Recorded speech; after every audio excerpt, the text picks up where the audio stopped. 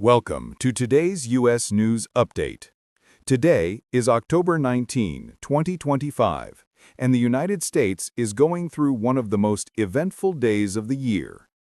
From massive nationwide protests to a federal government shutdown and the dramatic seizure of a submarine carrying drugs, these are the stories that are shaping the country right now.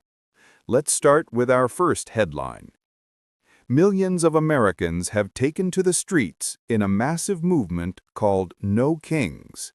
The protests are taking place in all 50 states as they express concerns about the growing concentration of power under President Donald Trump's administration. Crowds have gathered in major cities, including New York, Los Angeles, Washington, D.C., Chicago, and Denver.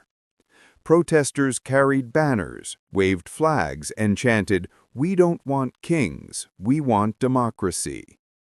In New York City alone, police estimate that nearly 100,000 people joined the march. The protests have been largely peaceful, although minor disruptions have been reported in a few places. Analysts say it is one of the largest political demonstrations in recent U.S. history. So far, the White House has not issued an official statement, but public pressure is growing nationwide. In another major development, President Trump announced that U.S. forces have seized and destroyed a drug-trafficking submarine in the Caribbean Sea. The submarine was reportedly carrying large quantities of fentanyl and other illegal drugs en route to the U.S. 2 suspects were killed during the operation, and 2 others were arrested and will be extradited to Ecuador and Colombia. President Trump called it a major victory in the war on drugs, claiming that the shipment could have killed more than 25,000 Americans. The incident has sparked debate over the growing role of the U.S. military in border security, international crime, and drug operations.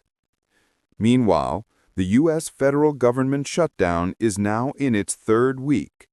Congress has failed to reach a budget deal, and its impact across the country is growing. Airports are facing widespread disruptions due to long delays and flight cancellations due to a shortage of air traffic controllers. Officials say some areas have seen a reduction in staffing by as much as 50%.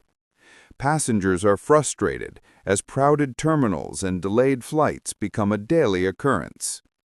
Outside the airports, thousands of federal workers are either furloughed or working without pay. Many national parks and museums are closed. Experts have warned that if the shutdown continues, it could severely damage the U.S. economy and daily life.